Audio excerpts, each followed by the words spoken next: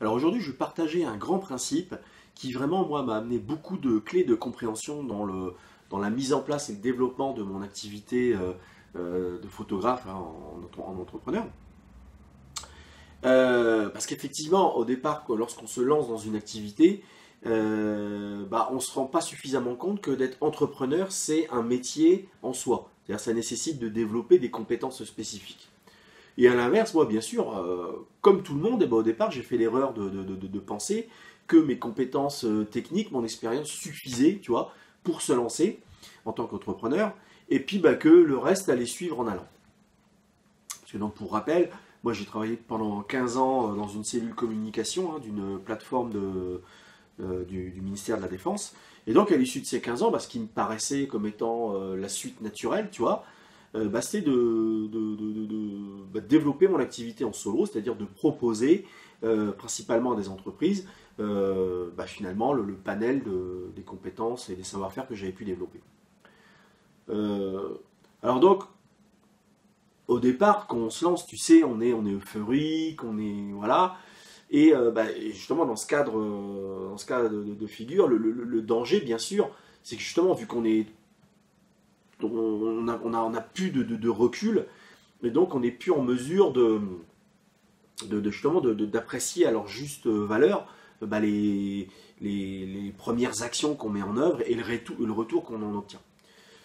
Mais enfin, bon, très vite, on se rend compte que malgré tout, il faut mettre en place des méthodes, des outils pour avoir des indicateurs. Et donc, c'est dans ce cadre-là que j'ai découvert, moi, un grand principe, notamment de l'économie, mais qu'à d'autres applications, je vais te présenter ça tout à l'heure, c'est la loi de Pareto. Et la loi de Pareto, justement, m'a offert une grille de lecture. Cette grille de lecture, je peux toujours d'ailleurs en extraire tout un tas d'indicateurs, et de ces indicateurs, ça m'a fourni des clés de compréhension.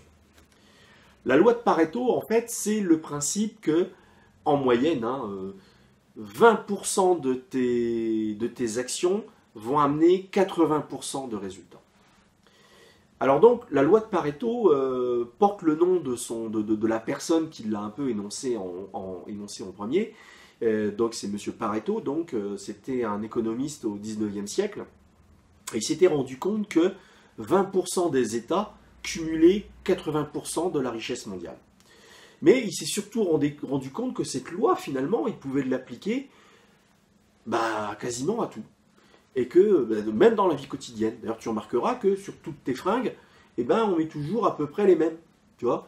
Moi je me suis rendu compte en regardant mes vidéos là, que j'ai postées là, depuis quelques mois, que je suis très souvent avec mon pull noir. Je sais pas, j'ai une tendance comme ça à mettre toujours ce pull. C'est pour ça qu'aujourd'hui j'ai fait l'effort là, de mettre une chemise. Enfin, bref, donc la loi de Pareto, c'est un outil d'analyse, et c'est un outil qui va te permettre après cette analyse, d'effectuer des ajustements. Parce que bien sûr, on parle du rapport 80-20, mais bien sûr, des fois c'est plus, des fois c'est moins. C'est-à-dire, des fois ça va être 90%, 10%, il y a d'autres fois ça va être, je sais pas moi, 75%, 25%. Tu vois. Mais bon, c'est à peu près un ratio comme ça. C'est pas un ratio 50-50 en tous les cas. Alors donc, nous, ce qui va nous intéresser dans le développement d'une activité photo, c'est qu'au travers le prisme là, de la loi de Pareto, tu puisses extraire des indicateurs pour identifier pour prioriser plutôt certaines actions. Prioriser certaines actions dans un souci d'efficacité. Parce que ce qui est très important de comprendre, c'est que lorsque l'on se lance en tant qu'entrepreneur, on a quand même un idéal de vie, c'est-à-dire on a un lifestyle, c'est-à-dire qu'on se projette en tant qu'entrepreneur pour se créer un mode de vie. Par exemple, si c'est pour gagner la même chose, voire moins au début, mais travailler 70 heures ou plus par semaine, à un moment donné, tu peux te poser la question, où est le lifestyle là-dedans, où est le confort de vie, tu vois. Alors donc justement, la loi de Pareto va te permettre d'extraire tout un tas de données et d'analyser, tu vois. Alors pour moi, l'intérêt de la loi de Pareto, il y en a plusieurs, mais c'est aussi de favoriser le passage à l'action. Tu vois, je t'en avais parlé dans une de mes précédentes vidéos. Moi, pendant longtemps, j'étais très très perfectionniste.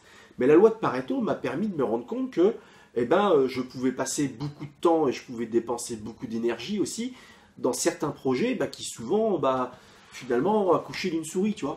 Et à l'inverse, j'avais certains projets, certaines prestations que j'effectuais, limite des fois à la va-vite, et qui m'amenaient par contre des résultats tangibles. Et là, justement, fort de ce constat, je me suis dit, tiens, je vais procéder à un réajustement de ma façon de voir, de ma façon de travailler, de ma façon d'envisager certaines prestations. Et pour moi, ça a été un grand pas. Tu vois. Rien que de ce point de vue-là, c'est super important. Alors justement, la loi de Pareto aussi te permet d'identifier aussi tout un tas de dysfonctionnements dans ta façon de faire, dans ta façon d'être. Par exemple, tu vas te rendre compte que 80% de tes problèmes, de tes contrariétés, ont souvent 20% de faits pour origine. Tu vois. Par exemple, dans le cadre de prestations, tu vas te rendre compte que 80% en gros de tes emmerdes, de tes contrariétés, ont pour origine 20% de tes clients. Et donc, pour rebondir sur cette histoire de lifestyle, tu vas te rendre compte que si tu vires carrément ces 20% d'emmerdeurs, quand bien même tu as une diminution de ton chiffre d'affaires, tout de suite, donc du coup, vu que tu perds 80% de contrariétés, d'emmerdements divers et variés, tout de suite, tu gagnes en sérénité. Tu vois, c'est ça qui est vachement intéressant. C'est que ça te permet de faire tout un tas de réajustements. Hein. Alors, toujours pour identifier des dysfonctionnements, tu vois, souvent, les gens qui travaillent en indépendant dans des activités créatives, je parle photographe, infographiste, beaucoup, tu vas te rendre compte que, admettons, tu te lances, tu vois, machin, tu as 5 clients, et puis tu vas te rendre compte plusieurs mois plus tard, que sur ces 5 clients, tu en as un qui t'apporte 80% de ton chiffre d'affaires. Bon, alors là, danger, parce que si tu fais pas suffisamment le toutou avec ce mec-là, quelque part, le mec, s'il décide d'arrêter de te faire bosser, tu vois, t'es mal. Alors, là, encore une fois, analyse, ajustement. Donc là, tu vas te rendre compte qu'il faut que tu cherches à développer les partenariats que tu as créés, autres que ce client. Tu vas te dire aussi, il faut que je développe une démarche pour avoir de nouveaux clients, c'est-à-dire diminuer la dépendance vis-à-vis de ce client. Alors aussi, il y a un autre élément par rapport à l'aspect économique. Au départ que tu te lances, donc tu vas être sollicité, et puis donc tu vas être sollicité pour différentes prestations, donc on va te demander des devis que toi tu vas faire, tu vois, en élève, tu vois, en élève consciencieux, donc tu vas chercher à faire ça bien, tu vas passer du temps, tu envoies tes devis, et puis pas de réponse. Donc à un moment donné, tu vas dire, tout ça c'est bien joli, mais moi j'ai passé du temps à faire ça. Donc dorénavant, tu vois, suite à cette analyse, tu vas effectuer un réajustement. Et maintenant qu'on me contacte pour un devis, déjà je vais chercher à qualifier le prospect. C'est-à-dire le mec qui te contacte pour un devis, pour une prestation, machin, tu vas chercher à parler avec lui avant, tu vois, avant de dire oui, je vous fais le devis, machin, tu raccroches, tu bosses. Non, tu vas dire attends, on va discuter un peu, de savoir qui il est que vraiment il est dans une démarche de prise de décision. D'ailleurs, la personne qui te contacte, est-ce qu'elle-même elle a le pouvoir de prendre une décision? Tu vois, ça c'est un truc tout con, mais qui a son importance.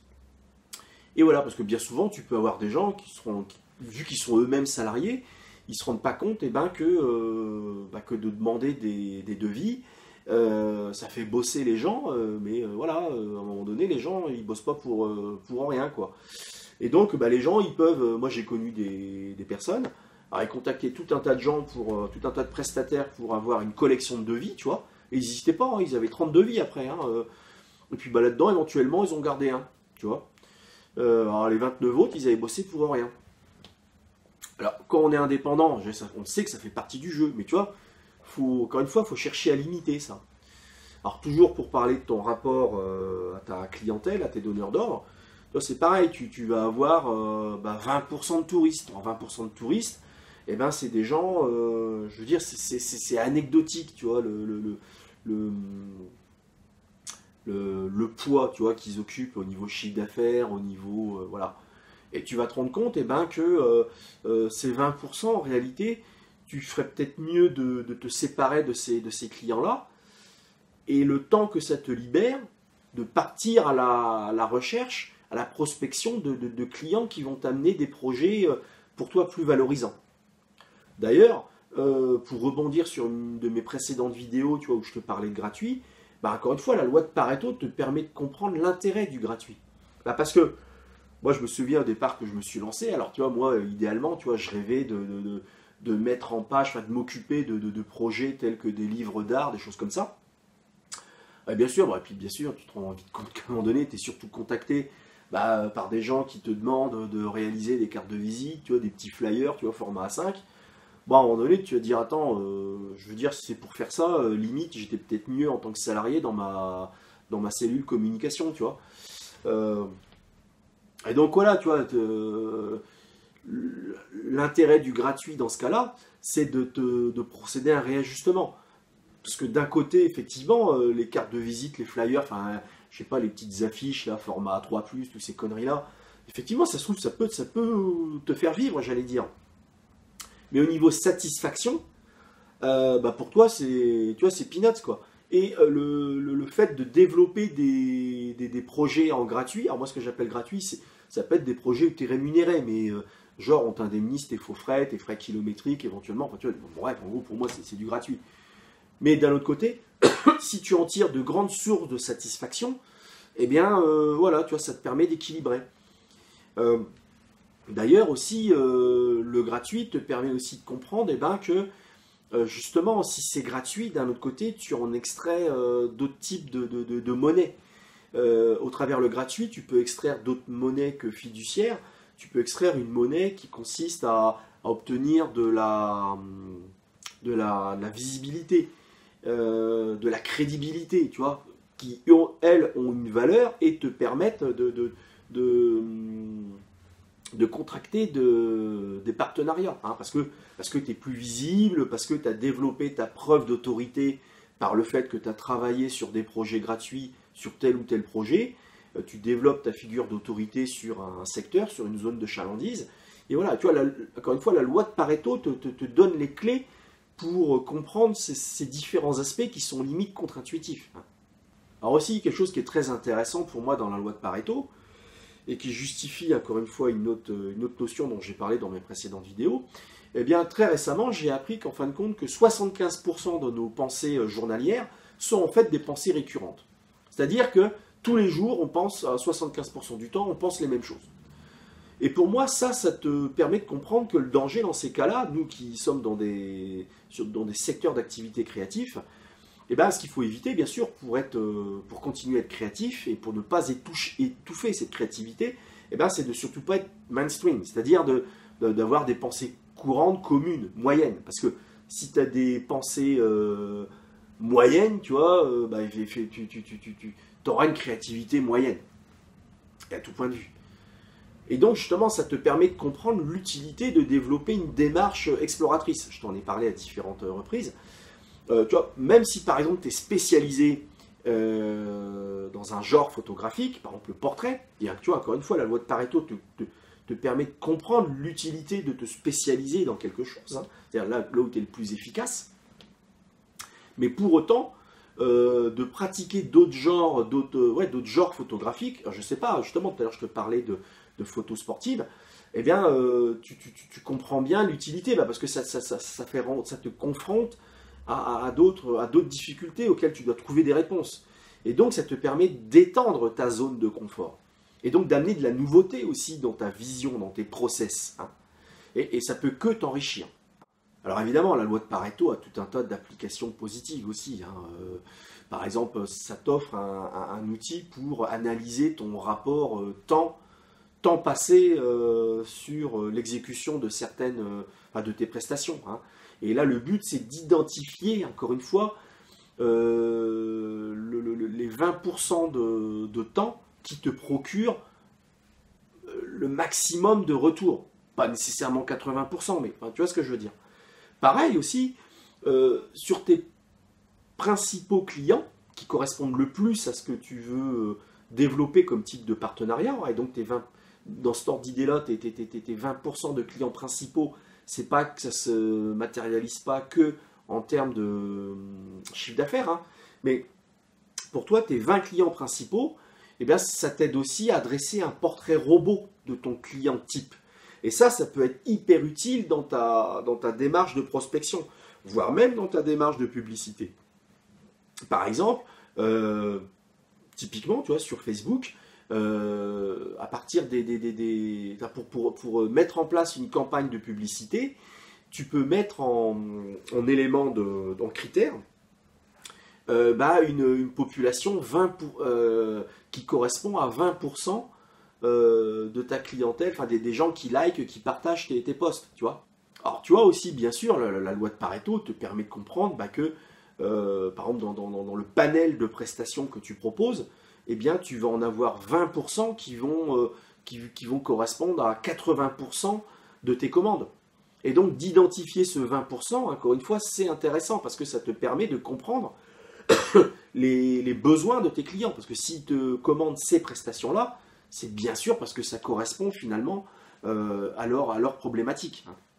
Et donc, ça veut dire que ces 20% de tes prestations qui t'amènent le plus de commandes, ça veut dire qu'il faut que tu continues à les travailler, à les rendre plus séduisantes encore.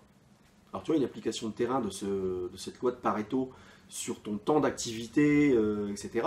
Par exemple, je prends l'exemple des mariages. Dans les mariages, souvent, on développe admettons, 3 prestations principales. Et souvent, bien sûr, de manière qui nous semble naturelle, on cherche à placer la prestation la plus complète, la plus chère. Donc, admettons, par exemple, tu cherches à placer le fait que tu suis les mariés de la préparation des mariés le matin jusqu'à tard dans la nuit, après la découpe du gâteau, machin, bidule, voilà. Alors ça va de la préparation de la mariée chez l'esthéticienne, la coiffeuse, vite fait tu cours chez le futur marié pour photographier le papa qui ajuste correctement le nœud de cravate de son fiston là, qui va se marier, après paf tu cours à la mairie pour photographier l'arrivée de la mariée, après t'embrayes sur l'église, après t'embrayes sur le vin d'honneur, après t'embrayes sur la soirée, le lancement du bal, après plus tard, après le découpage du gâteau, machin, enfin bref. Tout ça, ça te fait faire 12, 14, peut-être même plus, d'heures de prise de vue. Alors, tu auras une masse de photos très importantes à retraiter. Tout ça pour, admettons, facturer 1000 €, tu vois, par exemple, pour donner un chiffre rond. Alors que si tu cherches surtout à placer ta prestation où tu gagnes le moins, par exemple, les photos portraits mariés, comme on dit, c'est-à-dire, par exemple, tu donnes rendez-vous à tes mariés le jour même, la veille ou le lendemain du mariage, tu vois, je sais pas, ou une semaine après, ou 2-3 jours après, à 15 h dans un parc, et puis, allez hop, à 17 h, tout le monde s'en va. Ça t'a occupé 2 heures, tu as fait 10 fois moins de photos, et puis j'allais dire même, à l'issue du shooting, tu rentres chez toi, et puis en début de soirée, avant le début du film, ça y est, ça peut être réglé tout ça, tu vois. Donc quelque part, là où je veux en venir, c'est que, tu vois, si tu cherches à privilégier le fait de vendre ta grosse prestation, c'est bien gentil, mais après, pour retraiter tes 14 heures de prise de vue, ça se trouve, ça va te prendre 3-4 jours, tu vois. Le temps de tout traiter, de tout trier, puis de sélectionner les images à retoucher, etc. Et au final, voilà, alors que quelque part, si tu cherches à vendre simplement une session portrait, puis qu'en gros, tout ça, c'est réglé dans la journée, et ça veut dire que les jours suivants, tu peux faire d'autres prestations. Et si tu additionnes le prix de ces différentes prestations, session portrait, tu vas te rendre compte qu'en quelque part tu gagnes, tu vas facturer plus cher, et au final ça va te prendre moins de temps et moins de stress, tu vois. Tu vas même pouvoir développer des projets perso, encore une fois. Donc tu vois, il faut voir tout ça. Alors aussi un autre élément qui est intéressant, c'est de designer son workflow. Ça c'est très important. Et là-dessus, je vais en fait réutiliser la maxime du Boos qui dit moins c'est plus. Parce qu'effectivement, si on applique le procédé si on applique la loi de Pareto, l'idée c'est d'en faire le moins pour en obtenir le plus. Et donc là, encore une fois, dans ce cas de figure, tu comprends encore une fois l'utilité d'avoir un workflow, un process mis au point, conscient, c'est-à-dire vraiment tu as documenté, tu as une démarche consciente, tu vois, tu sais parfaitement ce que tu fais, tu sais parfaitement comment dirais-je, les actions qui s'enchaînent les unes aux autres, et là tu vas gagner bien sûr en efficacité. Alors une application qui me vient à l'esprit, c'est par exemple par rapport à la photo sportive. Par exemple, si tu couvres différents matchs de foot, de basket, de ce que tu veux, au sein d'un week-end, par exemple, admettons que tu couvres 5 matchs, et si tu fais de la photo sportive, c'est courant, hein, ce que je te dis. Hein. Couvrir 5 matchs, alors déjà, 5 matchs, ça en fait des photos. Mais là où c'est intéressant, c'est que la loi de Pareto va te permettre de tout à fait comprendre pourquoi tu dois travailler en JPEG et non pas en RAW. Bah parce que dans le cas de figure où tu as 1000, 2000 photos hein, ou plus hein, effectuées, dans le cadre où tu as couvert plusieurs matchs, pardon, bah, tout ça, ça fait une masse de données assez volumineuse. Et ne serait-ce que de transférer toutes les photos sur ton ordi, ça va mettre un certain temps. Alors que si c'est en JPEG, bien sûr, les fichiers sont beaucoup plus légers, et ne serait-ce que le taux de transfert est là nettement raccourci. Pareil, ton ordinateur, quelle que soit sa puissance de calcul, va traiter beaucoup plus facilement une masse de photos en JPEG, ou même les photos une par une, que si c'est du RAW. Donc tu vas gagner du temps au moment où tu appliques tes réglages, ton ordinateur va être plus réactif, tu vas gagner du temps aussi à l'export de tes photos, hein, parce que évidemment ton ordi va extraire beaucoup plus facilement, admettons 150 photos au format JPEG que 150 photos à partir du format RAW extraire 150 JPEG, tu vois, il y a une masse de calcul à effectuer beaucoup plus élevée. Et voilà, et donc là ça te permet de comprendre pourquoi il faut travailler en JPEG dans ce cas de figure-là. Tu vois, malgré qu'il est de bon ton que les photographes professionnels doivent travailler en RAW, tu vois, ça c'est un truc communément admis, mais tu vois, justement, tu te rends compte que notamment dans la photo sportive, en réalité, il faut travailler en JPEG, parce que tu dois avoir un flux de production le plus réactif possible, tu ne dois pas passer 107 ans. Et toujours pour parler de post-traitement, justement, en amont aussi, ça te permet de comprendre pourquoi vaut mieux passer à la limite quelques secondes de plus avant un reportage photo, quel qu'il soit, à essayer d'avoir la meilleure exposition possible au moment de la prise de vue, parce que ça va te faire gagner beaucoup de temps au moment du post-traitement. Tu vois, pour moi, dans ma vision du post-traitement, limite, hein, on doit pouvoir se contenter du module développement rapide de Lightroom, c'est-à-dire, à la limite, tu surexposes ou tu sous-exposes d'un tiers de diaph, tu vois, mais pas plus. Et c'est pareil, au moment de l'import de tes photos, eh ben, tu t'arranges pour appliquer des presets, c'est-à-dire que, je sais pas, les valeurs d'accentuation, les valeurs de vibrance, les valeurs de, je sais pas, admettons, de vignettage, ben, tout ça c'est appliqué à la volée au moment où tu transfères, enfin où tu importes tes photos dans le catalogue Lightroom, parce que là aussi ça t'apporte de la fluidité. Et la loi de Pareto te permet de tout à fait justifier tout ça. Alors tout à l'heure, là, je te parlais de Lightroom. Alors, pour moi, une notion qui est très importante, je t'en parle assez souvent, c'est que la loi de Pareto aussi te permet te fournir les outils pour ne pas être une victime du marketing. Par exemple, justement, si tu lis des revues spécialisées, en permanence, on va te dire qu'il faut que tu t'achètes le dernier boîtier. On va te dire qu'il faut que tu t'achètes la dernière version de Lightroom, de Photoshop, de ce que tu veux. Sinon, ça va pas. Mais toi, tu vas te dire, non mais attends, mais moi, par exemple, hein, je dis un truc, tu es avec Lightroom 5. Tu vois, moi j'ai un collègue qui travaille avec la version 4.5 de Lightroom. Mais ce mec-là, il maîtrise son logiciel, il maîtrise son flux de production. Et comme lui aussi, il a à cœur, au moment de la prise de vue, d'avoir la photo la mieux exposée, la mieux cadrée possible, il passe extrêmement peu de temps en post-traitement. Tu vois ? Et dans ce cadre de figure-là, d'acheter la dernière version de Lightroom, ça ne lui sert pas à grand-chose. Hein, parce que d'autant plus que du coup, il va taper dans sa trésorerie pour pas grand-chose. Parce que si ça lui amène rien de plus, ça sert à rien. Ça sert à rien. Pareil pour Photoshop. Tu vois ? Pareil pour l'acte d'achat de tel boîtier ou de tel objectif. Et tu sais, moi, dans ce cas de figure-là, Et moi, dans ce cadre de figure-là, tu sais que moi, je suis comme tout le monde. Moi aussi, souvent, je suis tenté de m'acheter certaines choses, etc. Tu vois, pas plus tard que ce matin, là, je voyais un objectif promotionné et j'avais bien envie de me l'acheter. Et puis, en réfléchissant, c'est aussi là que ça sert d'ailleurs de faire un jogging tous les matins, tu vois, parce que ça te permet de faire le ménage dans tes pensées.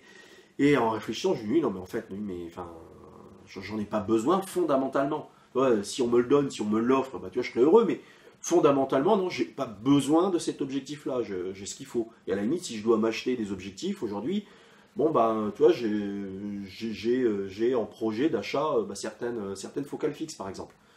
Donc, tu vois, la loi de Pareto te donne aussi des outils, tu vois, pour te freiner, tu vois, contre les achats compulsifs, hein. Bah, toujours pour parler d'ailleurs du rapport 80-20, tu vas te rendre compte que si tu as tout un panel d'objectifs, je suis bien placé pour t'en parler, tu vas te rendre compte que tu utilises toujours que 20% de tes objectifs, tu vois. Moi, j'utilise bien souvent mon 24-70, et puis bien souvent mon 85 mm, et quelquefois mon 50 mm. Mais mon 70-200, je l'utilise très peu. J'ai un 30 mm, j'ai un 100 mm macro. Précédemment, j'avais un 50 mm macro que j'ai fini par revendre. Qu'est-ce que j'ai d'autre? Enfin, j'ai un 28-135, j'ai un 28-90. Enfin, tu vois, j'en ai moi des objectifs. Mais là, j'utilise toujours à peu près les mêmes, tu vois. Alors pour conclure, si tu veux, moi, ce que je te dirais, c'est toujours pour appliquer ce principe de la loi de Pareto, c'est avant que chaque passage à l'acte soit un acte d'achat, un acte, enfin un moment où tu dois accepter ou non une prestation, ou t'engager sur un projet. Pose-toi toujours deux questions. Un, pose-toi la question de savoir, est-ce que là, ce que je m'apprête à faire, est-ce que c'est essentiel ou superficiel? Deuxième question, dans le cadre surtout d'une prestation, quel est l'aspect effort, rentabilité, enfin, ou résultat, tu vois. Ça s'applique aussi à l'achat d'un objectif. Si j'achète cet objectif, je fais un effort financier, quel est le résultat que va m'offrir l'achat de cet outil de production? Si c'est du 50-50, donc on est dans la moyenne, faut éviter, tu vois. Bah écoute, j'espère que ce principe là, de la loi de Pareto va t'apporter autant de choses que moi ça m'en a apporté. Je t'invite vraiment à te rencarder sur cette loi. Et puis, comme d'habitude, hein, si cette vidéo t'a plu, bah, n'hésite pas à la partager, à liker, à en faire part à un de tes collègues, que ça pourrait éventuellement aider. Et puis, bah, nous, on se dit à bientôt dans une prochaine vidéo. Allez, salut!